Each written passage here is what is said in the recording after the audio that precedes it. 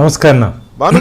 ఎలా అండి ఇది జగన్మోహన్ రెడ్డి గారికి మాత్రమే ఎలా సాధ్యమవుతుంది? రాజకీయాల్లో సరే కొంతమంది మంచి వాళ్ళు ఉంటారు, మనల్ని నమ్ముకున్న వాళ్ళు, కొంతమంది కాస్త అల్లరి చిల్లర వ్యవహారాలు చేసేవాళ్ళు ఉంటారు, మనల్ని నమ్ముకున్న వాళ్ళు. తప్పో ఒప్పో రాజకీయాల్లో ఉన్నప్పుడు తప్పదు, నమ్మిన వాడిని నెత్తిన పెట్టుకోక తప్పదు. కానీ నట్టేట ముంచితే ఎట్లా? ప్రతి వాడిని నట్టేట ముంచడమే. నేను ఒక ఎగ్జాంపుల్ చెప్పాను మీ జిల్లాకు సంబంధించింది. పెద్దిరెడ్డి రామచంద్రారెడ్డి గారు, సరే ఆయన మీద రకరకాల విమర్శలు ఆరోపణలు ఉన్నాయి, ఆయన అభిమానించే వాళ్ళు ఉన్నారు, వ్యతిరేకించే వాళ్ళు ఉన్నారు. ఎప్పటి నుంచో రాజకీయాల్లో ఉన్నాడు, చంద్రబాబు నాయుడు గారి కాంటెంపరీ కదా. ఏనాడు లేనిది జగన్మోహన్ రెడ్డి నమ్ముకున్న తర్వాత చూడండి ఫ్యామిలీ ఎట్లా అయిపోయింది. జగన్మోహన్ రెడ్డి వల్లే కదా ఇవాళ మిథున్ రెడ్డి రాజకీయాల్లోకి జైల్లోకి వెళ్ళాడు. రేపు పొద్దున ఆయన కూడా లైన్లో ఉన్నాడు కదా, ఏదో ఒక 4-5 కేసులు ఉన్నాయి ల్యాండ్ సంబంధించినవి, ఇటువంటివన్నీ కూడా. ఏంటి ఎలా ఇది జగన్మోహన్ రెడ్డికి సాధ్యమవుతుంది? వీళ్ళు ఎందుకు ఆ ట్రాప్లో పడుతున్నారు? వెంకటకృష్ణ అన్న, మీకు ప్యానల్ ఉంటే పెద్దలందరికీ నమస్కారాలు. ఏదో ప్రభాస్ సినిమా ఒకటి గుర్తొస్తుందన్న, జగమంత కుటుంబం మాది, ఏకాకి జీవితం మాది. జగనన్న కుటుంబం మాది, చక్రం. జగనన్న కుటుంబం మాది, జైలు జీవితం మాది అయిపోయింది ఈరోజు. అర్థమైంది కదా? మనలో కవి కూడా ఉన్నాడని ఇప్పుడే అర్థమైంది. సూపర్, చెప్పండి. అంటే జగన్మోహన్ రెడ్డిని నమ్ముకుంటే ఇలా అర్థమైపోయింది. జగనన్న కుటుంబం మాది, జైలు జీవితం మాదేనా? బాగుంది, రైట్. ఎస్. అంటే ఆంధ్రప్రదేశ్లో 2019 నుంచి 2024 వరకు ప్రజలు ఇచ్చినటువంటి అధికారాన్ని అడ్డం పెట్టుకొని ప్రజల కోసం పనిచేయ అంటే ధనార్జన ధ్యేయంగా పనిచేసినటువంటి వ్యక్తి జగన్మోహన్ రెడ్డి గారు. ప్రజా శ్రేయస్సు కోసం, ప్రజల కోసం పనిచేయాలి ఒక ముఖ్యమంత్రి. కేవలం ధనార్జన ధ్యేయంగా పనిచేశారు. దాంతో ఈరోజు ఆయన నమ్ముకొని ఆయన భుజాల పోసినటువంటి ఐఏఎస్ అన్నోళ్ళంతా, ఐఏఎస్లంతా జైలుకి పోతున్నారు. పోలీస్ అధికారులు జైలుకి పోతున్నారు. మంత్రులు జైలుకి వెళ్ళారు. ఇంకా ఎమ్మెల్యేలు జైలుకి వెళ్తున్నారు. ఇంకెంతమంది ఉన్నారు జగన్మోహన్ రెడ్డి గారి లిస్టులో? అంటే జగన్మోహన్ రెడ్డి గారు ఎవరిని వదిలిపెట్టలేదని చెప్పి అనిపిస్తుంది నాకు. ఈరోజు ఈ కుంభకర్ణంలో మనం కానీ పరిశీలించినట్టయితే చాలామంది అధికారులు కానీ, రాజకీయ నాయకులు కానీ జగన్ నమ్ముకుంటే ఇది ఒక కేస్ స్టడీగా తీసుకోవచ్చు. భారతదేశ రాజకీయ చరిత్రలో ఒక వ్యక్తిని నమ్ముకుంటే, నియమ నిబంధనల్ని పాటించకుండా ఇష్టానుసారంగా చేస్తే ఎంత పెద్ద అధికారైనా సరే, ఎంత పెద్ద మంత్రి అయినా సరే రాబో రోజుల్లో ఖచ్చితంగా జైలుకి వెళ్తారు అనే దానికి నిదర్శనం జగన్మోహన్ రెడ్డి గారి ప్రభుత్వ పనితీరు.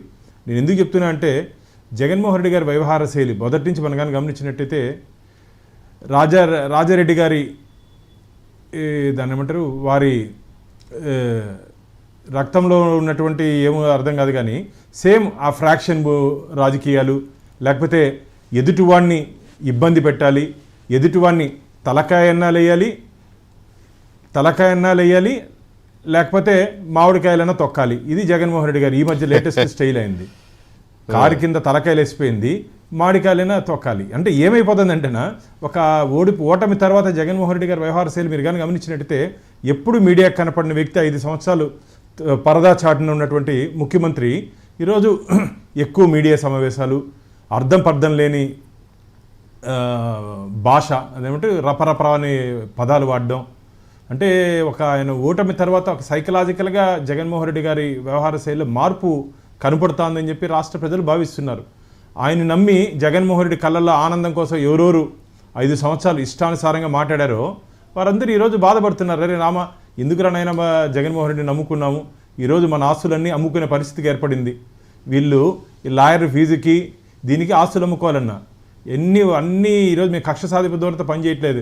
మొత్తం విచారణ జరిపించి, చట్ట పరిధిలో విచారణ జరిపించి వాళ్ళని చట్టరీత్యా మేము వాళ్ళ మీద కేసులు నమోదు చేసి కోర్టు ముందు పెడితే కోర్టు వాళ్ళని జైలుకి పంపించింది.